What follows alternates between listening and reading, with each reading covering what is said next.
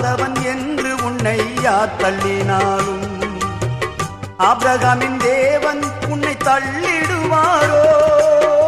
தஞ்சம் என்று வருபவரை தள்ளாத நேசரவே, தஞ்சம் என்று வருபவரை தள்ளாத நேசரவே.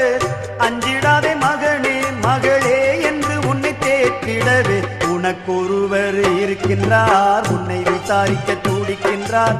உன்னையும் என்னையும் இயேசு நேசிக்கிறார்.